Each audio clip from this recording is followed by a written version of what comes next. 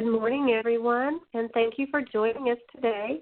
The Driving Concern Employer Traffic Safety Program is pleased to be able to offer the webinar, "The Best Offense is a Solid Defense." I want to welcome our presenter this morning, Lisa Robinson, Senior Program Manager with the National Safety Council. A few things to know before we get started. Everyone should be muted, but please press *6 just to be sure. This will minimize background noise and ensure sound quality as we are recording. The presentation was made available for download for note-taking, and you should have been able to access when you logged in. You do have the ability to type questions during the webinar using the chat function. The presenter may answer your questions during the presentation, or she may choose to address questions at the end. If you should encounter any problems or issues, please type a message in the chat function to let me know. Or you can email me at deanne.crane@mpc.org. And again, please remember to press *6 if you use the call-in function to mute your telephone line. The presenter's contact information will be available on the last slide. There is a very brief post-event survey at the conclusion of the webinar. Because this program is funded through grant dollars and provided at no cost to employers, we would greatly appreciate your feedback. And with that, I welcome Lisa, and we'll turn it over to her to begin. Good morning. Thank you, Deanne. Thank you, everybody, for joining me today. You know, I always like doing these webinars because that tells me that employers are passionate about driver safety and, you know, safety on the job and keeping our employees safe. So I really thank you for joining me today. And I want to talk to you a little about speeding and aggressive driving. You know, we always think that, yeah, it's a no-brainer. We know that speeding is a concern, but how does that really affect us in the workplace? And Deanne, I'm not able to move my slides. Can you please give me control of the slides so I can move my slides, please?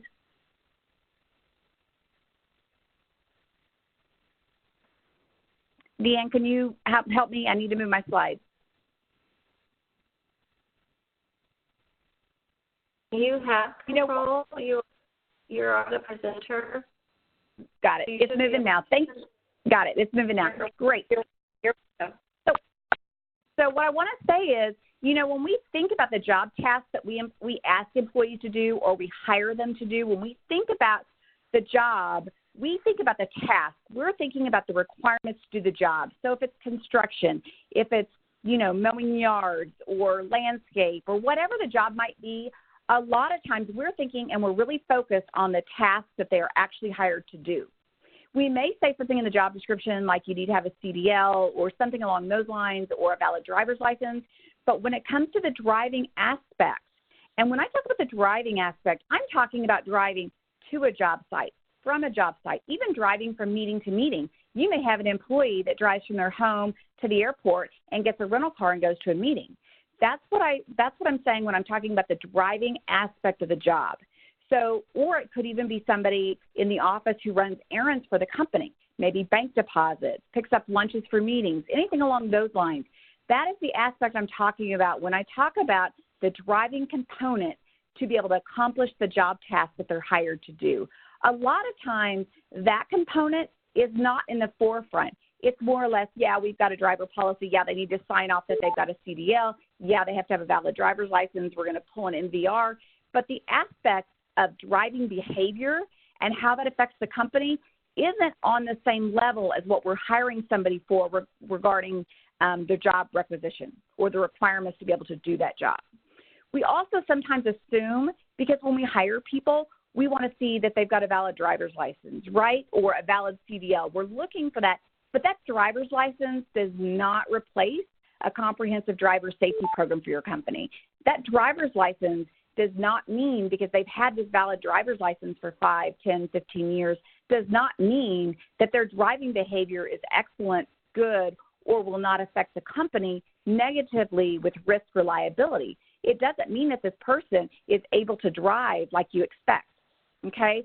So that's an important thing to remember is a driver's license does not replace your driver safety program. And it's important that your driver safety program is all-encompassing. You know, it's got to be thinking beyond just the fact that, yeah, they're certified to drive, they've passed the test, that means they're good to go. So that's a really important thing to remember. So when we talk about speed, We know that speed is a factor in a lot of crashes. We know that a lot of people think, gosh, I don't speed, or I only go a few miles over the speed limit, it doesn't really matter. But actually it really does. And we know a large majority of crashes include speed as a factor. So when we think about driver behavior and we think about how that affects the company and what's going to be the effect on us, what's the risk, what's the liability, speed is extremely important, especially when you know that in Texas there were 28,000 speed-related crashes, okay? So when there's a crash, if they're on, even if they're headed to and from work, right, there's going to be an effect for the company because there's some lost productivity. But if it's on company time, company vehicle, even if they're being reimbursed, there are costs. There's some mental costs. There could be liability. There's a lot of things that come into play. So when we talk about speed, it really can't be overlooked. People kind of think speed, okay, there's a speed limit. We follow the speed limit rules, right? But really the conversation about driver behavior really goes back to, are drivers following the rules of the road, and do they understand the expectations of the company and following the rules of the road and the speed limits, right? So when we talk about that, when I say that number of 28,000 in Texas, that is 75 crashes every single day just related to speeding. And again, that's going to be driver behavior. That means that's preventable. That means, that is going to be something that's going to be tied back to that driver. So it's going to be as a fault, okay? So when we talk about, a lot of times people want to say it's a male, female, it's an age, it's this, it's that, but it's a behavior issue. It's not simply male. It's not simply female. It is a behavior issue. It's a driver behavior issue. And so when we think about our driver safety program, we really have to be comprehensive and realize that it's not just one segment of our population. It should be everybody in our company. Because quite frankly, anybody who drives for the company, anyone who may even simply do an errand for the company, or even off the job, maybe they don't drive for the company, but you need them to show up to work every single day, right? You need them to be there, because if they're not there, it is lost productivity for that company. So again, it's not a male or female issue. It is a driver behavior issue, okay? So we can't, sometimes people want to be real quick to say, well, it's males are a problem, females or this or that, females aren't good drivers. People are real quick to want to say that. But again, remember, it's a behavior issue. It's not a male or a female issue. And when we talk about, driving, a lot of times people say, well, I had a crash and the speed limit was XYZ. I was going the speed limit. But are you driving to conditions? We know that when we look at crash results and we look at the data that tells us, we know that a lot of these crashes happen in wet conditions. It can happen in snow, mud, dirt, gravel, ice, whatever. You have to drive to conditions. Just because the speed limit says you can drive a certain amount doesn't mean that it's acceptable for the conditions. So we have to educate in our driver safety programs. We have to educate on the safest way to travel and the safest way to drive. So, yeah, maybe you are following the speed limit, but that may be too fast for conditions. So we have to educate and we have to train and we have to talk about it. And when, a lot of times when I was talking to somebody about speeding and aggressive driving, they're like, isn't this just a no-brainer? Doesn't everyone know these things? But quite frankly, it should be a part of our driver safety program so that we as employers are making sure we're educating, we are communicating, and we're also letting them know what the expectations are for the safest way to travel, especially when they're doing company business, because they're a liability, right? That can be a liability. There can be some risk, and there can be some cost associated with it, right? And I made a comment a minute ago about driver behavior, because drivers are the ones who are making the choice when they're behind the wheel. Everyone is really quick to use the word accident. Oh, it was just an accident. Or, well, it's really not my fault. It was icy out. Did the driver make the choice to drive when the conditions weren't, ideal to be driving, right? Were they going too fast? And that meant maybe there was some black ice on overpasses or bridges, correct? But we do know that the crashes, that the reasons leading up to that crash are going to be primarily driver behavior. So it's all about choices, which is why we as as an employer or as a company need to ensure that our drivers are being given the best driver safety program that they possibly can. And we're educating them on all of the things that we just maybe assume they should know, that we're making sure that we're making it a part of an ongoing driver safety program that we have at our company. And I'm sure, in Texas, the speed limit has increased substantially, right? And I know that when we're driving around, we see even vehicles that may be passing us. And we're like, man, I'm going the speed limit, or I'm going just a couple over. And everyone kind of thinks of, well, it really means you can go 5 over, right? Everyone just assumes, well, the speed limit may be this, but I can really go a couple more, it's fine. But what we do know is that posted speed limit, it's not a suggestion. So in our driver safety program, we do need to talk about what the speed limits are. We need to talk about when we're hitting a ramp, what do those signs mean? What do actually signs when we're driving tell us? Those signs that are on the roadways are guiding us on the safest way to travel. We're going to know that if there's a construction zone, what does that mean for us, right? It means we need to be careful. We need to be watching. We need to always be defensive drivers. But we should, as a company, make sure we include, the roadway signs and what speed limits are and what our expectations are for our employee. And, again, that speed limit is not a suggestion. It is what we know that engineering is deemed as the safest speed to be going. And we know that TxDOT, we know that city governments, we know there are a lot of people that are involved in making the decisions on that speed limit. And sometimes drivers believe that they know better. Oh, I'm always on this road. It's fine. And I can tell you there's many times that when I'm driving on a roadway, I can see many company vehicles. I'm going the speed limit, and some of them are, quite frankly, passing me left and right. And I'm already going at a very, what I consider a very fast, speed for that roadway based on what is posted. And I see a lot of those on the side of their vehicles, simply passing me. So again, these are things that we say, gosh, doesn't everyone know that this is what the expectations are? But if we don't lay it out in our driver safety program and we're not including it in our conversation and our ongoing conversations, then we're really not making our driver safety program really comprehensive enough to make sure that we're trying to be ahead of the crash and not chasing the crash. So, recently there was and when I was just doing just a peripheral search, I was searching, news reports and stories and things like that. And every day, I think we've become immune to it a little bit because we're constantly seeing in the news, the newspaper, online, all these crashes that are occurring, right? Well, there was a recent crash. And what I found interesting about this driver was late for a flight. So he chose to go 100 miles per hour, and he did not stop at a traffic sign, right? So it was a simple choice. When we talk about this particular crash, the man was running late. That's all about planning. It's all ensuring that you allow enough time to be able to get to where you're going so that you're not in a position that you need to speed to get to where you're going. Because when you start speeding, you put yourself and the others on the roadway at risk. And not only that, but this gentleman now is going to be prosecuted as a result of the deaths that occurred. So if he was, if he's employed somewhere, and I'm going to assume he probably is employed somewhere, now a company is going to have to do some rehiring and some retraining as a result of him not being able to do his job. So again, and what if he was traveling on company time? Is there any, what other liability might there be? So none of that was listed in this particular report or this information that was given, but you do have to think about how I, as a company, am going to be affected each and every time there could be a crash. And again, this is 100% avoidable. The gentleman was speeding to catch a flight, which meant he was running late, and he also did not follow rules of the road. He was not following the traffic signs when he needed to stop as a result. And speeding increases our risk. And when we talk as far as being risk managers, safety leaders, all the decisions that we're making absolutely are around money. What's the risk? What's my exposure to risk? What's the liability? And knowing that when we choose to speed, there are costs associated with it. Everything from that vehicle uses more fuel, right? There's more costs associated. Greater potential for loss of a vehicle or control. We see a lot of rollovers sometimes because somebody's going too fast for conditions at a ramp, right?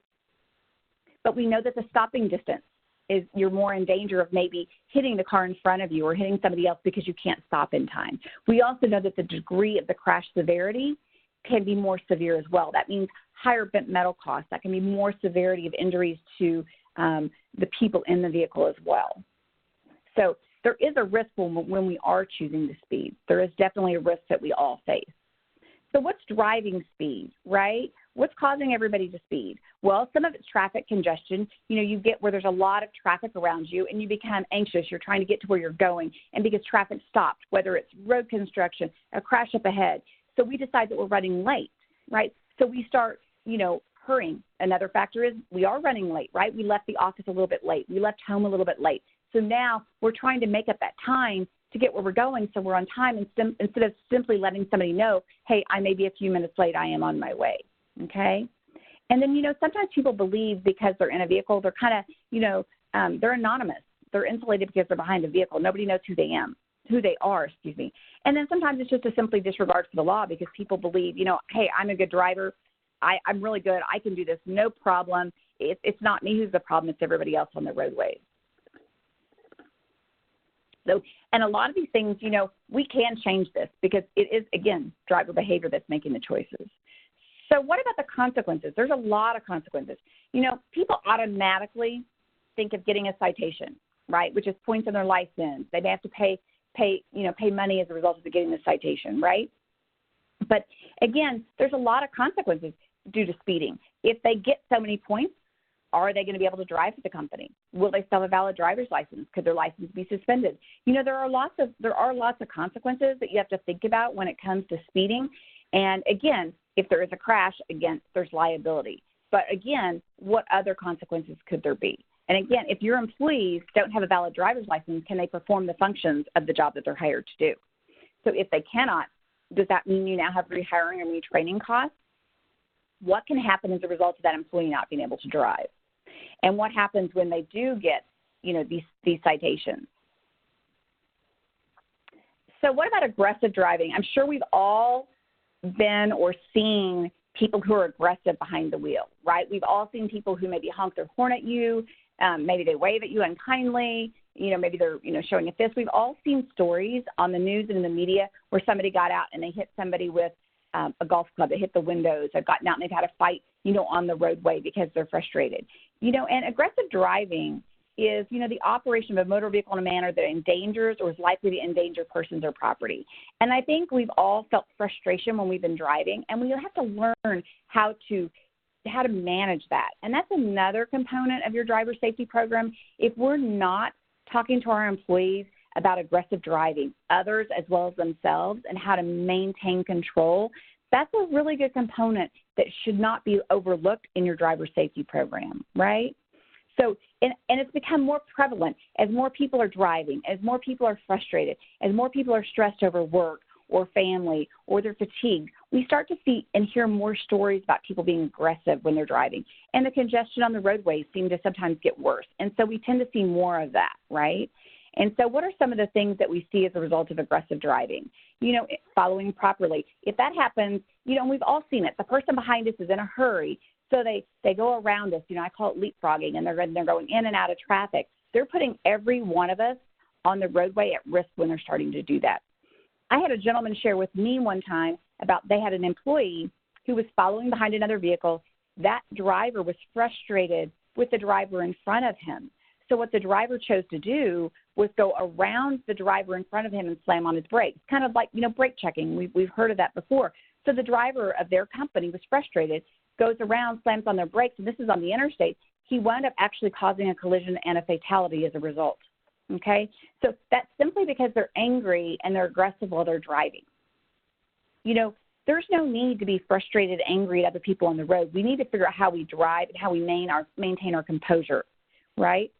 So if we are aggressive, some of the things that we see is erratic driving. We've all seen that. We've all seen people that will change lanes, and then we get to a place where maybe we all stop. That person's right next to us. They actually got no further, but all they did is we see people passing in the slower lane. It's also, people that are too fast for conditions, and we see that, right? Their failure to signal. They're not signaling to let everybody know what they're doing. They're not yielding the right-of-way. When they have the yield sign, they're choosing to go ahead. And they're passing where it's prohibited. That's probably one of my biggest frustrations and one of my biggest fears is when I see cars that are choosing to, when they're clearly passing in a no passing zone, and I see that traffic is coming, and there's also roadways that are going into that area. So they're putting a lot of people at risk when they're choosing to pass in a no passing zone. And again, a no passing zone is clearly posted that way for a reason. We've all seen racing, right? And making an improper turn, doing a U-turn where they're not supposed to. Again, these are all factors that are noted when they're talking about crashes, and that's deemed as aggressive driving. Running stop signs or running red lights, absolutely. And the gentleman that I said that was speeding a minute ago, when I said that, he ran a stop sign. And, again, that's a form of aggressive driving when they're choosing not to, or the light is yellow and they're still pretty far back and they decide, I'm going to go ahead and take it. They haven't entered the intersection, but they're choosing to go ahead and go on through. And I can tell you there are many crashes that are happening at intersections due to people decided they're going ahead and going to go through that intersection, right? They want one more. We've all been there where we've seen, all these cars on the back of somebody else choosing to go through that intersection when the light is turned red. And I was in a town not that long ago, and I noticed that all this traffic was going left on a red light, and I was shocked by that. And traffic was pretty congested, and everyone said, yeah, you kind of see that all the time. And I'm just sitting there floored that, these drivers are choosing to go left on this red light. And so we have to make sure that our driver safety programs are very comprehensive, and we're talking about all of these driver behaviors that put them at risk and also expose the company to cost, liability, and exposure to liability, right? So, and again, that yellow light is not a signal to punch it and go faster. That yellow light is a signal to yield and to stop. And so we need to educate on that instead of just assuming, our drivers and our company employees know that. So what about improperly passing? Unsafe lane changes. Again, I made a comment about this earlier. Passing in those no passing zones. Being anxious. If somebody ahead of them is going a little bit slower than what the posted speed limit is, there's nothing bad about waiting for a few minutes until there's a safe place to pass or go around, right? We're only talking a few minutes, and what do those few minutes mean? Well, those few minutes to the company may mean risk for that company. And so making sure that those employees know what the expectations are and how you deem the safest way for them to travel is so that they keep themselves safe and others on the roadway safe as well. Tailgating, that's probably, one of my biggest pet peeves is when I see somebody on the back side of my vehicle and I'm going to post a speed limit, but that's not good enough for that person behind me. They're putting us at risk when they're choosing to be that close, because if I need to stop for any reason, an animal running in front of me, I see a vehicle with maybe something that's falling off the vehicle, something in the roadway, whatever reason I might need to stop quickly, that vehicle behind me may hit me. So not putting enough time or enough distance between you and the car in front of you, especially if we're going at high rates of speed, is extremely dangerous for those on the roadway. So using that 3-second rule, depends on the road conditions, but if it's wet or dark out, you need more time and more distance between you and the vehicle in front of you. So it's really important. And nighttime driving is definitely, especially when you hit around 50 and older, it does affect your driving and your eyesight. So it's really important that our eyesight, that we're aware of that. Again, driving to conditions, and if I'm leaving so much time distance in between me and the vehicle in front of me, I need to ensure that if the conditions are different, that I allocate and I make sure I accommodate for that as well. And as I said, we can reduce aggressive driving. We need to think about some of the things that we do behind the wheel too. Those distractions behind the wheel. If I'm distracted behind the wheel and I'm talking on my cell phone or I'm adjusting a GPS, the radio, I'm eating, I'm really not paying attention to some of the other driving behaviors. I may be speeding and not realizing it. I may be too close to another vehicle and not realizing it because my full attention is not on driving. That driving aspect does not have my full attention. And a lot of times all these other aspects that we talk about behind the wheel, that's the same part of your brain that you need to drive. And so when we start dividing that, we can't really multitask. People think we can, but we truly can't. And it's really important that as far as driving goes, that we're not fatigued. We're well rested, right, so that we're making good choices. Again, we're leaving in plenty of time. We're allowing plenty of time, and that's where journey management can come in to help ensure that we've left enough time. And here's another thing. Just because another driver behaves a certain way, we as a driver can't let that affect us. We don't want to make eye contact. We don't want to, return the same gesture back to them, right?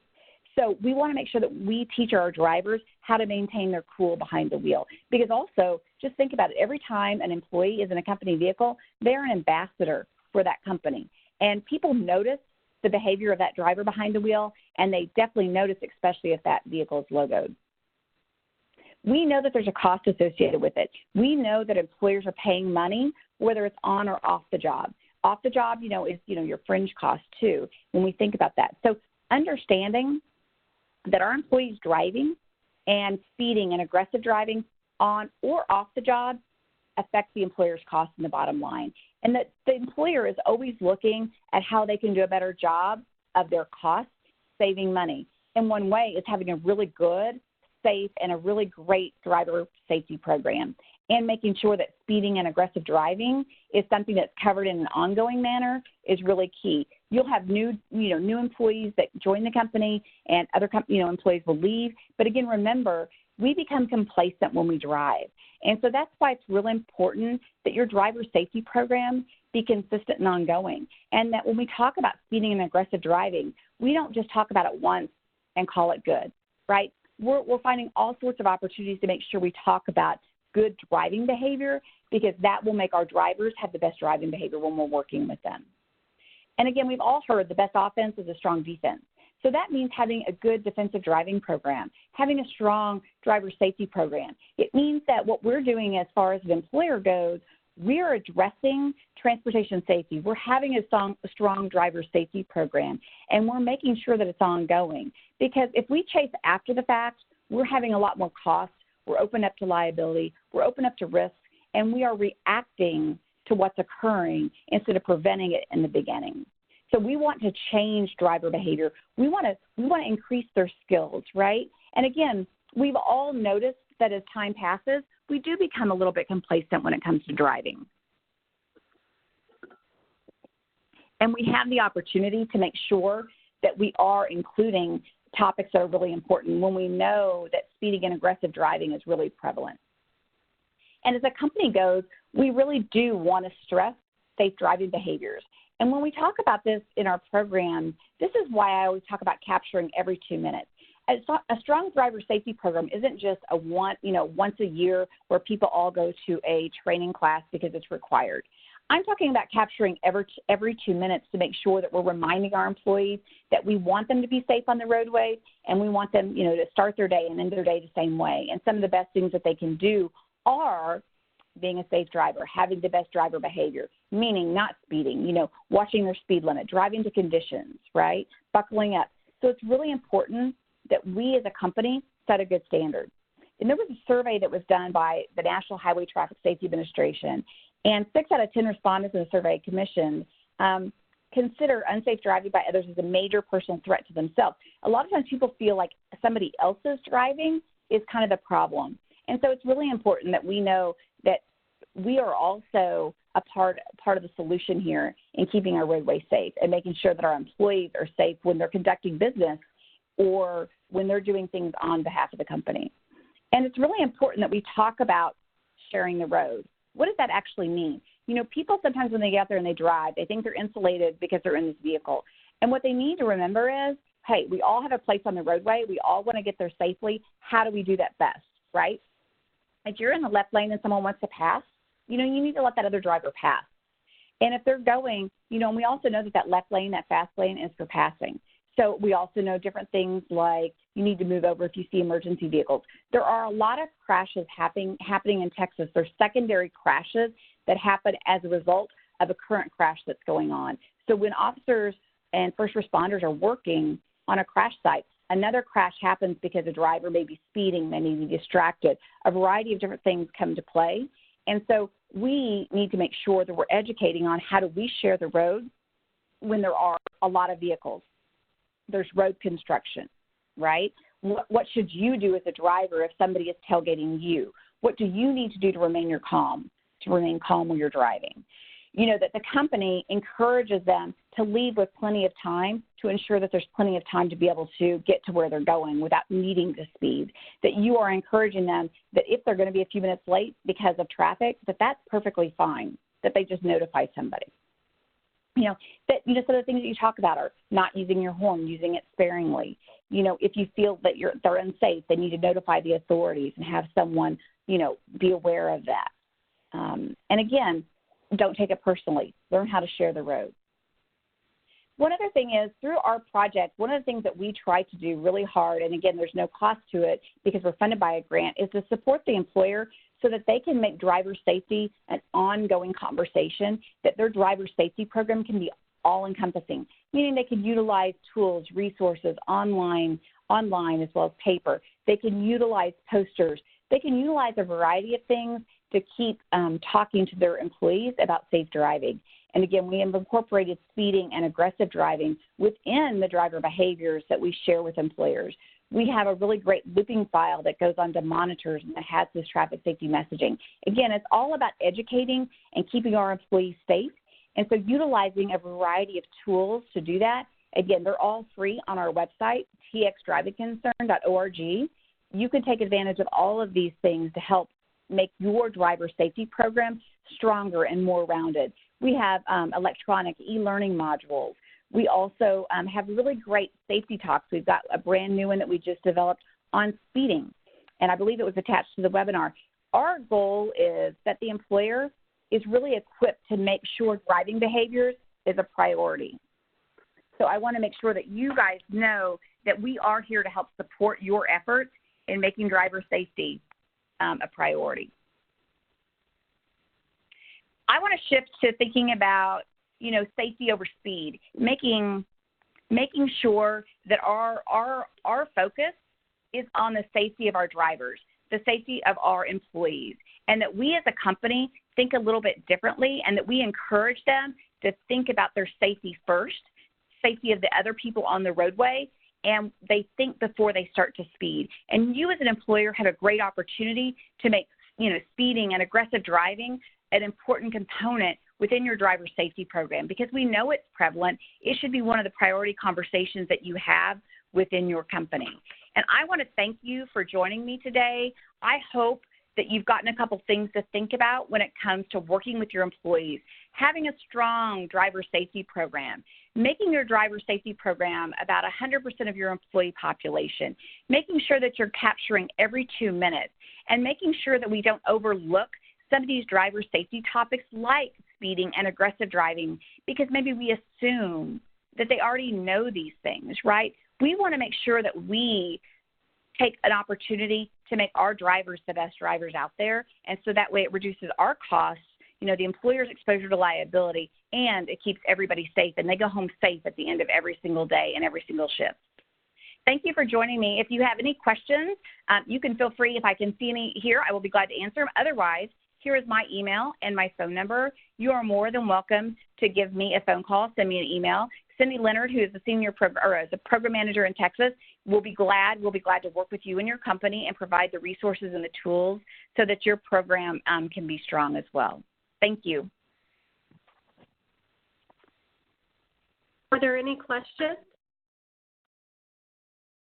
as we're closing up? I do want to thank Lisa today for her presentation, and I want to thank everyone who attended. We do know your time is valuable. We hope you gained some useful information that you can take back with you and use going forward. We do want to make sure you check out our upcoming webinars. They are listed on our website. And if there are no questions, I don't see any coming in. We, again, want to thank you for joining us, and that concludes our webinar, and have a great rest of your day.